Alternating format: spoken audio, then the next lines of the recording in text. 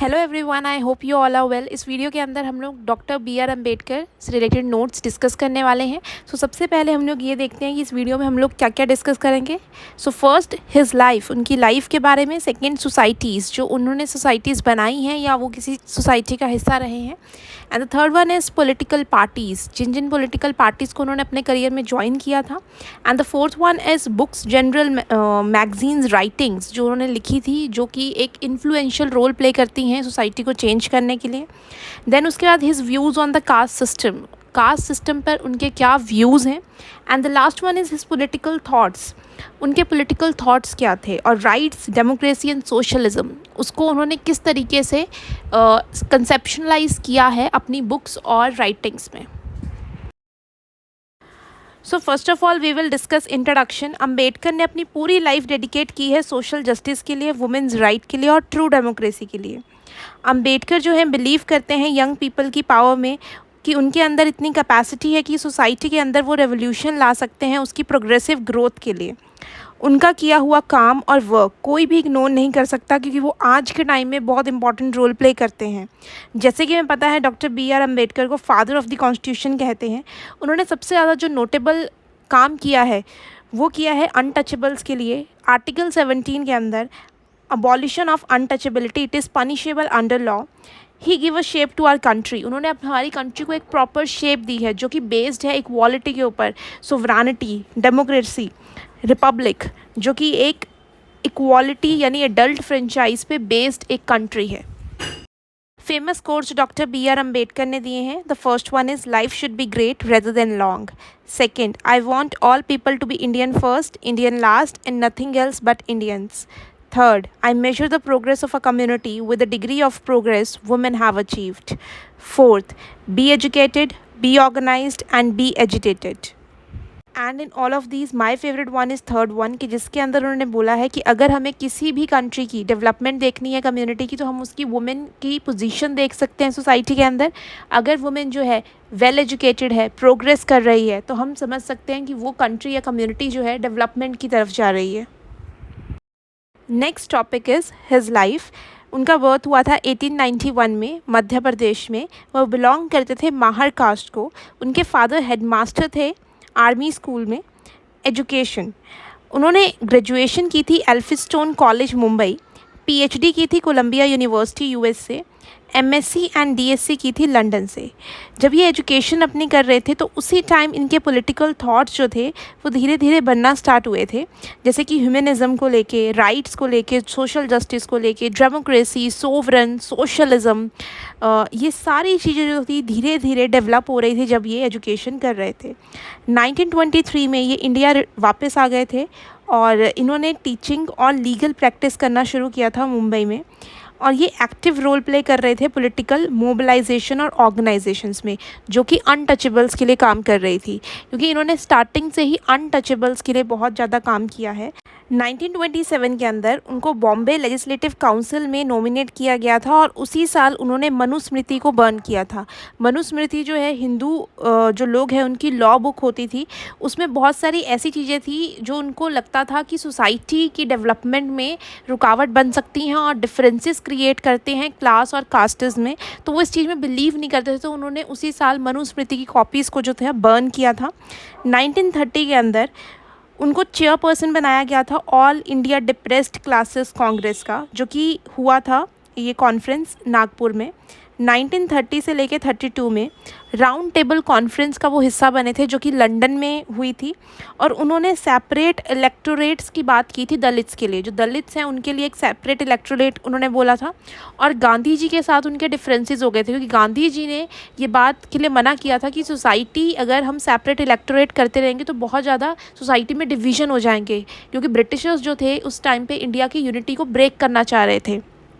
तो यहाँ पर गांधी जी ने उनसे प्रॉमिसेस किए थे कि सेपरेट इलेक्टोरेट तो नहीं बट रिजर्वेशंस जो हैं वो ज़रूर वो रखेंगे। तो तब से ये रिजर्वेशंस की शुरुआत भी जो थी वो doctor B R Ambedkar ji ने स्टार्ट की थी। तो एससी एसटी जो कास्ट हैं उनके लिए रिजर्वेशंस वगैरह स्टार्ट किया था, जिसको हम पूना पैक्ट कहते हैं।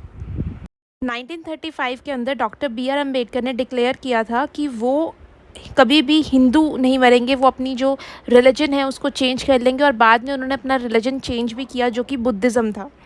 1936 के अंदर उन्होंने एक पैम्फलेट की शुरुआत की थी, इसका नाम था एनिहिलेशन ऑफ कास्ट, मतलब कास्ट का डिस्ट्रक्शन। कास्ट सिस्टम जो है इंडिया में नहीं होना चाहिए क्योंकि ये इंडिया की ग्रोथ में रुकावट बन रहा है। 1942 और 46 में member of viceroy's executive council, socio economic benefit to depressed class through government. तो उनको एक मौका मिल गया जब वो वाइसरॉय जो है उनकी एग्जीक्यूटिव काउंसिल के मेंबर बने, तो वो गवर्नमेंट के थ्रू इकोनॉमिक और सोशल बेनिफिट्स उन्होंने देना स्टार्ट किया डिप्रेस्ड क्लासेस को। 1946 के अंदर वो चेयरमैन बने ड्राफ्टिंग कमेटी के। ड्राफ्टिंग कमेटी कॉन्स्टिट्यूएंट असेंबली की जो कमेटी थी जो कॉन्स्टिट्यूशन बना रहे थे, उसके हेड थे डॉक्टर बी आर अम्बेडकर। 47 के अंदर first law minister of India, India के पहले लॉ मिनिस्टर। 1951 में रिज़ाइन फ्रॉम सेंट्रल कैबिनेट की जो उनके कुछ इश्यूज़ हो गए थे, जैसे हिंदू कोड बिल जब लेके आना था तो उनके कुछ डिफरेंसेस थे पंडित जवाहरलाल नेहरू के साथ, तो इसीलिए उन्होंने कैबिनेट से रिज़ाइन कर दिया था क्योंकि वो कुछ बिल थे जो पास नहीं करवा पा रहे थे। 1956 के अंदर converted to Buddhism and died same year. तो 56 में उन्होंने बुद्धिज़्म में कन्वर्ट कर लिया, अपना रिलीजन चेंज कर लिया और उसी साल उनकी डेथ हो गई थी। देन उसके बाद उनकी कुछ सोसाइटीज़ जो वो पार्ट रह चुके हैं, उन सोसाइटीज़ का बहिष्कृत हितकर्नी सभा 1924, समता सैनिक दल 1924, समाज समता संघ 1927, depressed classes education society 1928। Now political parties जो उन्होंने ज्वाइन की थी अपने करियर में, independent labour party 1937, schedule caste federation 1942, the Republican party 1957। Now books, journals and writings, magazines जो उन्होंने लिखी थी और बहुत ज़्यादा इन्फ्लुएंशियल रोल प्ले किया था उन लिखी हुई राइटिंग्स ने सोसाइटी पर। First one is caste in society, ये बुक थी 1916 में लिखी थी उन्होंने।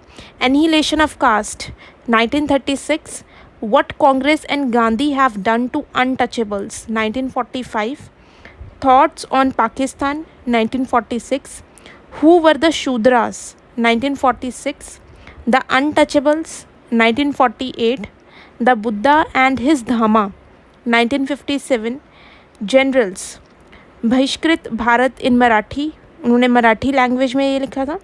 मूक नायक, जनता और समता, ये कुछ मैगजीन्स के नाम हैं जो उन्होंने शुरू किए थे। Now next topic is his views on the caste system. So यहाँ पर जैसे हमें पता है India is a multi religious country and a diverse country जहाँ पर बहुत सारे रिलीजन एंड कास्ट देखने को मिलते हैं। सो बी आर अम्बेडकर जी, उनके सोशल थॉट का ये एक इम्पॉर्टेंट पार्ट है कास्ट सिस्टम, क्योंकि उन्होंने अपनी लाइफ में खुद भी बहुत ज़्यादा डिस्क्रिमिनेशन फेस किया था, तो उनको पता था किस सिचुएशन में जो है अनटचेबल्स उस टाइम पर हैं और उनकी कंडीशन क्या है इंडिया में। तो उनके जो अजम्पशंस हैं वो दो चीज़ों पे बेस हैं। द फर्स्ट वन इज़ कि अनटचेबल्स की प्रमोशन होनी चाहिए, उनकी प्रोग्रेस होनी चाहिए हिंदू सोसाइटी के अंदर। और द सेकंड वन इज़ कि उनको सेपरेट कर देना चाहिए, उनको सेपरेट करके उनकी प्रोग्रेस करनी चाहिए। वो कैसे हो सकती है? सेपरेट इलेक्टोरेट देकर उन्हें, या सेपरेट दलित पार्टी बनाकर, या फिर वो हिंदुज़म छोड़ के कोई और रिलीजन में कन्वर्ट हो जाएं, के साथ कोई डिस्क्रिमिनेशन ना हो और उनको एक रिस्पेक्टेबल पोजीशन मिले सोसाइटी में। Next topic is origin of caste and doctor B R Ambedkar के व्यूज़ क्या हैं, कास्ट सिस्टम जो है हिंदू सोसाइटी के अंदर कैसे शुरू हुआ। सो उन्होंने फर्स्ट एवर ऐसे जो लिखा था कास्ट के ऊपर, वो पब्लिश हुआ था 1917 में, जिसका नाम था caste in India, their mechanism, genesis and development, कि कैसे धीरे धीरे डे बाय डे जो अनटचेबल्स है उनकी कंडीशन जो है इंडियन सोसाइटी के अंदर बुरी होती जा रही है। उन्होंने बोला था कि अर्लीस्ट टाइम में जो हिंदू सोसाइटी थी वो 4 क्लासेस में डिवाइड थी। द फर्स्ट वन इज़ ब्राह्मण, सेकंड क्षत्रिय, थर्ड वैश्यास, फोर्थ शूद्रास। जो ब्राह्मण्स होते थे वो एक प्रीस्टली क्लास थी जो टॉप मोस्ट पोजीशन पे थे और सारे प्रिविलेजेस सोसाइटी के एंजॉय करते थे। क्षत्रिय जो थे वो वॉरियर क्लास थे जो रूलर्स होते थे। थर्ड वन इज़ वैश्यास, जो ट्रेडिंग क्लास, जो ट्रेड करते थे, व्यापारी होते थे। And the fourth one is artisans या फिर लेबर क्लास हम कह सकते हैं। One could switch between these classes provided that he earn the essential qualities of that class. तो हर कोई जो है अपनी क्लास को पहले स्विच कर सकता था, चेंज कर सकता था, ऐसी कोई रिस्ट्रिक्शंस नहीं थी। फिर उसके बाद ये जो डिवीज़न ऑफ लेबर है ये डाइवर्सिटी को मेंटेन करने के लिए था, ताकि हर कोई जो है, हर किसी की ज़रूरत जो है सोसाइटी के अंदर पूरी हो सके। इसीलिए ये एक नेचुरल तरीका था सोसाइटी को डिवाइड करने का।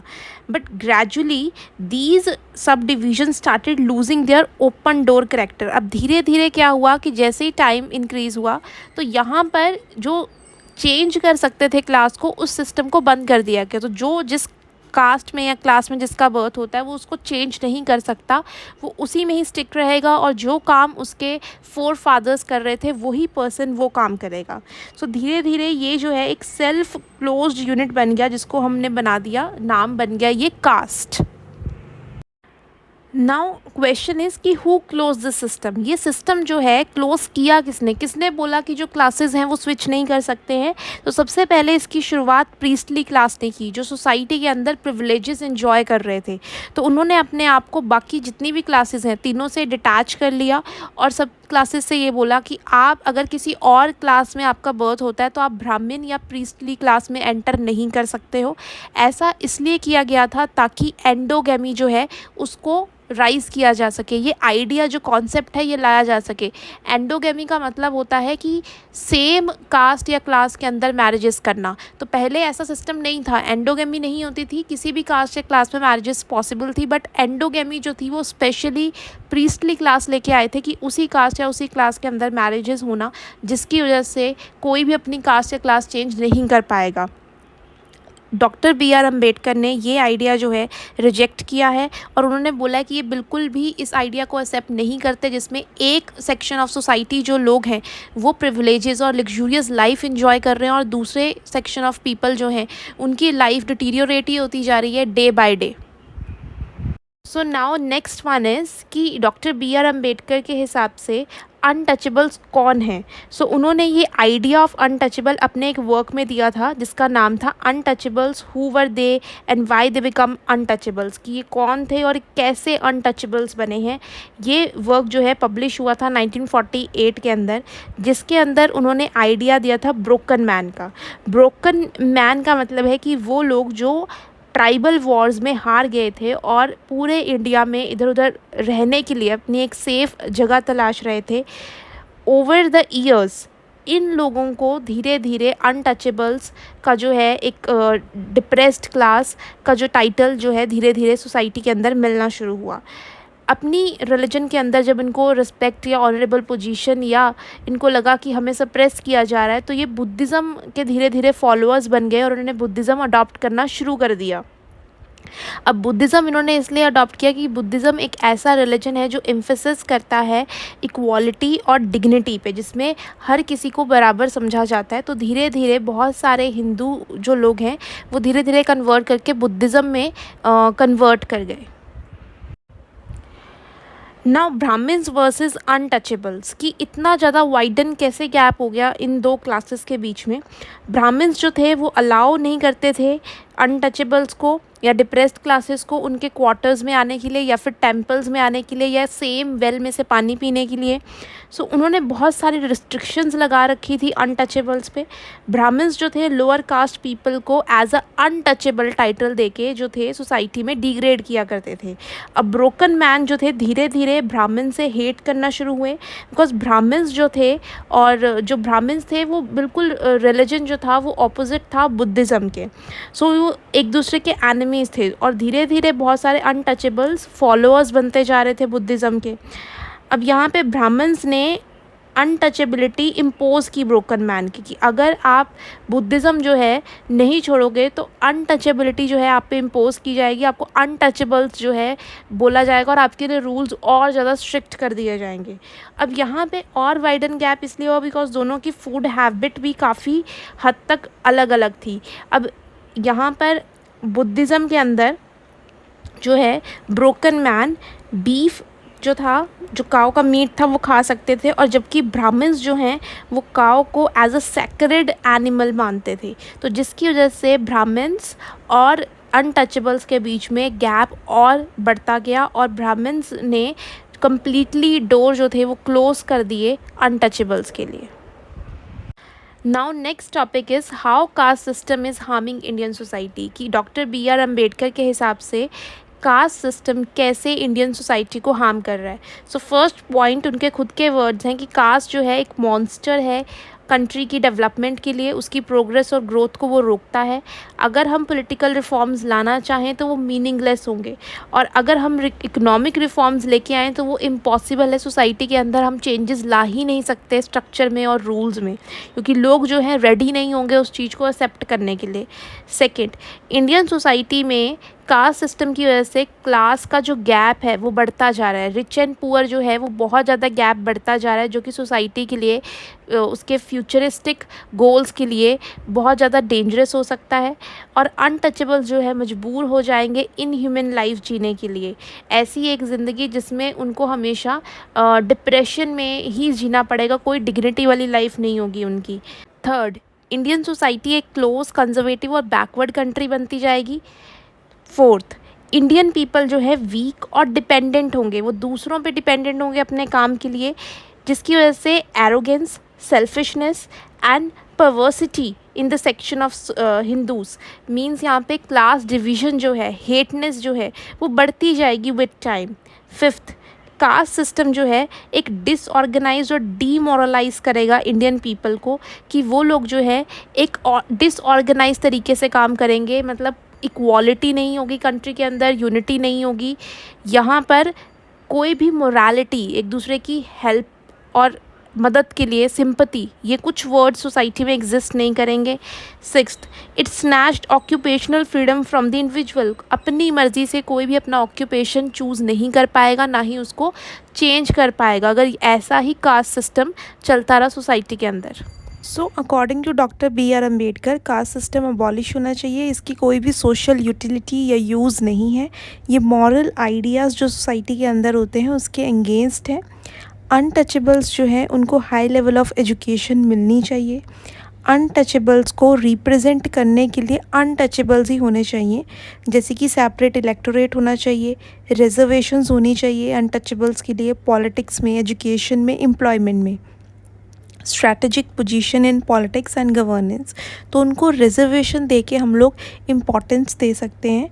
State government intervention for the welfare and upliftment of the oppressed classes, so यहाँ पे स्टेट या गवर्नमेंट जो है इंटरफेयर कर सकती है, वेलफेयर एक्टिविटीज़ बना सकती है। और डॉक्टर बी.आर. अम्बेडकर ने पॉजिटिव डिस्क्रिमिनेशन की बात की है कि डिस्क्रिमिनेशन होना चाहिए बट पॉजिटिव वे में, रिजर्वेशंस होनी चाहिए डिप्रेस्ड क्लास के लिए, और एफर्मेटिव एक्शन, स्ट्रिक्ट एक्शंस लेने चाहिए, लीगल एड्रेस होना चाहिए, एजुकेशनल एंड इकोनॉमिक सपोर्ट मिलनी चाहिए डिप्रेस्ड क्लासेस को।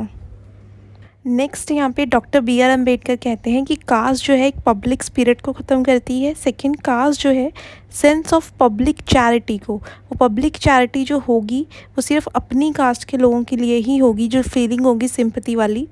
Caste has made public opinion impossible, लोगों का जो पब्लिक ओपिनियन है वो सिर्फ कास्ट बेस्ड होगा, वो अपने लोगों के कास्ट वाले जो लोग हैं उनके लिए ज़्यादा ही डेडिकेटेड या फिर सिंपथाइज्ड होंगे। Hindu public life is his cast, तो वो अपनी कास्ट से दूर हटकर कुछ नहीं सोचेंगे, उनके लिए उनकी कास्ट जो है दैट इज़ मोर इम्पॉर्टेंट, उनकी रिस्पॉन्सिबिलिटी सिर्फ उनकी कास्ट के लिए होगी। Virtue has become caste ridden, जो भी वो लोग हेल्प करेंगे या फिर सोचेंगे वो सारा का सारा कास्ट के लिए ही सोच कर होगा। मोरालिटी जो होगा, जो भी अच्छे काम होंगे, जो भी गुड वर्च्यू होगा, वो सारा का सारा कास्ट बेस्ड होगा। कोई भी सिंपैथी नहीं होगी किसी भी डिज़र्विंग पीपल के लिए, कोई भी एप्रिसिएशन नहीं होगी किसी भी मैरिटोरियस या अच्छे पर्सन की अगर वो कुछ अचीव करता है, अगर वो दूसरी कास्ट का है। Doctor B R. अम्बेडकर ने सॉल्यूशन दिए कि कैसे इस कास्ट सिस्टम को ख़त्म कर सकते हैं और अपनी सोसाइटी को इक्वालिटी के बेसिस पर बना सकते हैं।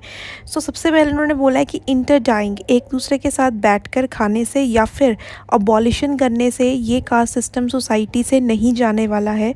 इसके लिए अम्बेडकर ने कहा है कि ये सिर्फ इंटर मैरिजेस से ही ख़त्म हो सकता है, because he believes the fusion of blood can alone create the feeling of being किथ एंड किन, कि जब सबके फोर फादर्स जो हैं, जो इंसेस्टर्स हैं वो सेम होंगे तो वो अपने आप ही वी फीलिंग वाली क्रिएट करेंगे सबके अंदर। सो यहाँ पे ही एडवाइज द अथॉरिटी ऑफ शास्त्र and Vedas must be destroyed, कि जितने भी वेद्स हैं और शास्त्र हैं इन सबको जला देना चाहिए, क्योंकि इसके अंदर जो है एंडोगेमी जो है उसको बढ़ावा दिया गया है with in the same marriage. तो वो नहीं होना चाहिए कि सेम कास्ट के अंदर मैरिज हो। इंटर मैरिजेस पे डॉक्टर बी आर अम्बेडकर ने फोर्स किया है। तो उन्होंने बोला जो प्रिंसिपल ऑफ द रिलीजन है must be retained as long as they provide egalitarian order in society, कि रिलीजन के जो भी रूल्स रेगुलेशन है तब तक हमें मानने चाहिए जब तक वो इक्वालिटी लेके आ रहे हैं सोसाइटी के अंदर। जिस दिन वो रिलीजन जो है हमारे सोसाइटी में इक्वालिटी को टारगेट करता है उस दिन उन प्रिंसिपल्स और रूल्स को ख़त्म कर देना चाहिए, जो कि किसी भी सोसाइटी के लिए डेंजर का एक साइन होता है। Now doctor B R Ambedkar के पॉलिटिकल थॉट। सो सबसे पहले ही सपोर्टेड लिबरलिज्म, उन्होंने लिबरलिज्म को सपोर्ट किया है और वो रिप्रेजेंटेटिव पार्लियामेंट्री डेमोक्रेसी की बात करते हैं, जहाँ पर लोग जो हैं रिप्रेजेंटेटिव्स को चूज़ करेंगे और रिप्रेजेंटेटिव्स जो हैं अपने रूलर को चूज़ करेंगे। Belief in constitutional Regal remedies of social economic issues, अगर कोई भी सोसाइटी के अंदर सोशल इकोनॉमिक इश्यूज़ हैं तो उसको कॉन्स्टिट्यूशनल में अमेंडमेंट, लीगल तरीके से अमेंडमेंट लाके ठीक किया जा सकता है। बट क्रिटिक ऑफ, वो क्रिटिक थे अनचेक्ड कैपिटलिज्म के, फ्री मार्केट इकोनॉमी के एंड लेज़र-फेयर स्टेट के, कि पूरी कंप्लीट फ्रीडम नहीं होनी चाहिए, प्राइवेटाइजेशन कंप्लीट नहीं होना चाहिए, स्टेट और गवर्नमेंट इंटरफेयर करे ताकि वेलफेयर एक्टिविटीज़ बने, हर किसी के लिए इक्वालिटी मेंटेन रहनी चाहिए सोसाइटी के अंदर। सेकंड, उन्होंने सोशलिज्म को सपोर्ट किया है, जो स्टेट है वो हमेशा सोशल वेलफेयर एक्टिविटीज़ का काम करे लोगों के लिए। Positive conception of liberty, liberty होनी चाहिए लोगों के पास, और but critic of violent revolution, तो उन्होंने हमेशा ये क्रिटिक रहे हैं कि रेवोल्यूशंस होने तो चाहिए पर वॉयलेंट नहीं होने चाहिए। सोशल चेंज के लिए रेवोल्यूशंस कर सकते हैं, बस ये है कि वो वॉयलेंट नेचर के ना हो, डिक्टेटरशिप नहीं होनी चाहिए प्रोलेटेरिएट के, और डिनाइल ऑफ राइट्स, राइट्स जो है हर किसी को, चाहे डिप्रेस्ड क्लास का हो, चाहे वो कोई रिप्रेजेंटेटिव हो, हर किसी को उसके राइट्स मिलने चाहिए। Third, he supported democratic socialism, कि प्रोग्रेसिव मूव होना चाहिए डेमोक्रेसी की तरफ ताकि इक्वालिटी और लिबर्टी ये सारी चीज़ें जो है सोसाइटी में आ सकें, but with the regime of right, but rights जो हैं हर किसी के मिलना चाहिए। कहीं भी सरकार ऐसा ना हो कि इक्वालिटी या फिर लॉ एंड ऑर्डर मेंटेन करने के लिए लोगों से उनके राइट्स ही छीन ले। Kinds of social democracy followed by Nordic countries, जो नॉर्डिक कंट्रीज़ हैं लाइक डेनमार्क, फिनलैंड, स्वीडन, जिस तरीके की डेमोक्रेसी जो है यहाँ पे फॉलो की जाती है उसी तरीके की डेमोक्रेसीज़ जो हैं वो यहाँ पे सोशल डेमोक्रेसी होनी चाहिए। मिक्स्ड प्लान इकोनॉमी की बात की है उन्होंने, जैसे इंडिया में मिक्स्ड प्लान इकोनॉमी है, privatisation as well as public जो सेक्टर है वो भी चलता है साथ के साथ। कलेक्टिव फार्मिंग होनी चाहिए, parliamentary democracy, affirmative action, strict action against the illegal activities, और सोशल जस्टिस की बात की है डॉक्टर बी आर अम्बेडकर ने। सो नेक्स्ट यहाँ पर जो उनके पॉलिटिकल थॉट्स थे उसके 3 मेन पिलर्स हैं, rights, democracy and socialism. Trinity of rights जो हैं वो लिबर्टी, इक्वालिटी एंड फ्रेटर्निटी पे बेस्ड हैं। सबसे पहले इक्वालिटी, जैसे कि हमें पता ही है कि ह्यूमन बींग्स जो हैं वो सारे इक्वल हैं, फंडामेंटल कैरेक्टरिस्टिक्स सबके सेम हैं। सो यहाँ पर हमें इक्वल अपॉर्चुनिटी देनी है हर किसी को, एजुकेशन में और जॉब्स में, एम्प्लॉयमेंट जितना हो सके सबको इक्वल अपॉर्चुनिटी देनी है ग्रोथ की, डेवलपमेंट की। It ensures the survival of the fittest even if the best is not fittest. Second, liberty, यहाँ पे हर किसी के पास positive conception of liberty, effective power and capability to desire thing, तो हर किसी के पास लिबर्टी होनी चाहिए, जो उसका मन कर रहा है, ऑप्शन है, चॉइस है करने के लिए, वो इंसान कर सके।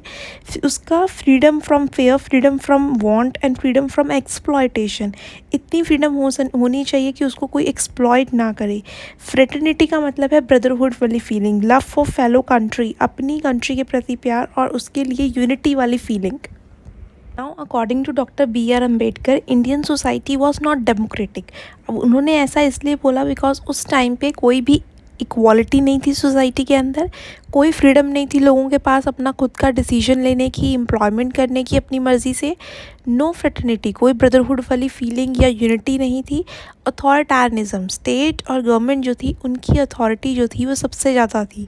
अब यहाँ पर डॉक्टर बी आर अम्बेडकर ने 2 स्ट्रैटेजीज़ बताई हैं डेमोक्रेसी को प्रमोट करने के लिए, एक negative and the second one is positive. Negative तरीका ये है कि हम एंटी ब्राह्मणिज्म एजिटेशंस करें, रैलीज़ करें, क्वेश्चनिंग करें ट्रेडिशन, कस्टम्स, रिलीजन को, जो गलत प्रैक्टिसेस हैं उसको ना करें, अडॉप्टिंग बुद्धिज़्म, कन्वर्ट कर जाएं हिंदुज़्म से बुद्धिज़्म में, and opposing modern forms of authoritarianism, की जो भी नया तरीका है जो हम पे डोमिनेट करने की कोशिश कर रहे हैं उसको हम अपोज करें। और सेकंड जो पॉजिटिव तरीका है वो है one man one vote, adult franchise, constitutional protection to minorities को कॉन्स्टिट्यूशनली प्रोटेक्ट करें, उनको रिजर्वेशंस दें, उनके लिए राइट्स उसके अंदर लिखें, education, inculcating democratic values in families and social institutions, कि डेमोक्रेटिक वैल्यूज़ जो हैं हर कहीं पे बताई जाए, अवेयर किया जाए लोगों को। Now the last one is socialism. उन्होंने कहा है कि सोशलिज़म किसी भी सोसाइटी या कंट्री के अंदर तब सक्सेसफुल हो सकती है जब वहाँ के लोगों के पास राइट है, तब वहाँ पे बनाए हुए सोशल और वेलफेयर एक्टिविटीज़ जो हैं वहाँ के लोगों को बेनिफिट करेंगे। और वो बिल्कुल अगेंस्ट है वॉयलेंट रेवोल्यूशंस के, डिक्टेटरशिप्स ऑफ प्रोलेटेरिएट के। सोशलिस्ट सोसाइटी और स्टेट नीड मोरल फाउंडेशन विच बुद्धिज़्म में प्रोवाइड, कि बुद्धिज़्म एक ऐसा रिलीजन है जिसके अंदर मॉरल फाउंडेशंस प्रोवाइड किए जाते हैं। इक्वालिटी, सोवरेनिटी, डेमोक्रेटिक, रिपब्लिक, ये सारी चीज़ें जो हैं तभी जाके एक सोसाइटी के अंदर सस्टेन कर पाएंगे अगर वहाँ पे उसका फाउंडेशन स्ट्रांग होगा। He wanted socialism to be enriched in Indian constitution, की सोशलिज्म की बातें जो है वो इंडियन कॉन्स्टिट्यूशन के अंदर लिखी हों। और ऐसी बहुत सारी चीज़ें जो हैं DPSP में आज के टाइम में डाली गई हैं, directive principle of state policy, article number 51A। इसके अंदर बहुत सारी चीज़ें जो हैं डॉक्टर BR अम्बेडकर की कही हुई बातें उसमें एनरिच्ड हैं। और वो बहुत ज़्यादा अनहैप्पी थे जो कांग्रेस जो थी ड्रिफ्ट हो रही थी सोशलिज़म वाले एंगल से, क्योंकि सोशलिज़म जो है मेन कांग्रेस का उस टाइम पे एजेंडा था, बट धीरे धीरे कांग्रेस जो है अपने एजेंडे से दूर हो रही थी। नाउ स्टेट सोशलिज़म कैसा होना चाहिए, क्या विजन है डॉक्टर BR अम्बेडकर का इसको लेके, कि यहाँ पर जितनी भी इंडस्ट्रीज़ हैं वो स्टेट गवर्नमेंट के अंडर होनी चाहिए, और जो भी यहाँ पे बेसिक इंडस्ट्रीज़, एग्रीकल्चर है, वो सारा काम जो है स्टेट के अंडर होना चाहिए। एग्रीकल्चर जो है वो कलेक्टिव फार्मिंग पे बेस्ड होना चाहिए, जिसकी वजह से कोई भी ज़मींदार नहीं होना चाहिए, कोई टीनेंट नहीं होना चाहिए, कोई लेबरर नहीं होना चाहिए, नो कास्ट प्रिविलेजेस, कोई भी पर्सन जो है किसी भी कास्ट का कुछ भी काम कर सकता है। तो ये तभी पॉसिबल है अगर ये सारा कुछ स्टेट जो है, गवर्नमेंट जो है उसके कंट्रोल में है। Government providing all the inputs, जो भी एग्रीकल्चर के लिए सामान चाहिए वो स्टेट प्रोवाइड करेगी। टूल्स हो गए, मशीन्स हो गए, सीड्स, फर्टिलाइजर्स, इरिगेशन, ये सारे काम जो हैं स्टेट अपने अंडर कंट्रोल करके करे। Nationalisation of both agriculture and industry, उन्होंने बोला है कि ये दोनों सेक्टर जो है इम्पॉर्टेंट रोल प्ले करते हैं किसी भी कंट्री की डेवलपमेंट के लिए। तो ये दोनों सेक्टर जो है गवर्नमेंट के अंडर होने चाहिए। और अपोज्ड राइट टू प्रॉपर्टी, उन्होंने राइट टू प्रॉपर्टी को अपोज किया है। Many of his socialist vision could be get space under DPSP, कि बहुत सारी ऐसी चीज़ें हैं जो सोशलिज़म के बारे में उन्होंने बोली हैं जो आज के टाइम में directive principle of state policy का पार्ट है। So now conclusion, doctor BR Ambedkar ने जो एनरिच किया है अबॉलिशन ऑफ अनटचेबिलिटी आर्टिकल 17 में, वो सबसे बड़ा कंट्रीब्यूशन है उनका। और जो उन्होंने कॉन्स्टिट्यूशन बनाया, that is why he is to be called architect of the Indian constitution. उन्होंने हमारी कंट्री को एक शेप दी है, एक कंप्लीट शेप दी है, जिसके अंदर हमारी कंट्री जो है एक sovereign, socialist, democratic and Republic country है जो बेस्ड है एडल्ट फ्रेंचाइज पे, इक्वालिटी पे, 1 पर्सन 1 वोट। सारे कास्ट और सारे क्लासेस के लोग जो हैं आज के टाइम में इक्वल हैं, और जो डिप्रेस्ड क्लासेस हैं उनके लिए भी उन्होंने रिजर्वेशंस की बात की है। His life and work can not be ignored, जो उन्होंने हमारी सोसाइटी में कंट्रीब्यूशन दिया है, जो उनकी डेडिकेट किया उन्होंने अपनी पूरी लाइफ को हमारे सोसाइटी के अंदर जो चेंजेस लाने के लिए, उसको इग्नोर नहीं किया जा सकता। So he is one of the most influential person of the Indian history. So I hope आपको ये वीडियो समझ आई होगी और ये नोट्स जो हैं आपके लिए हेल्पफुल होंगे। Thank you. Have a nice day.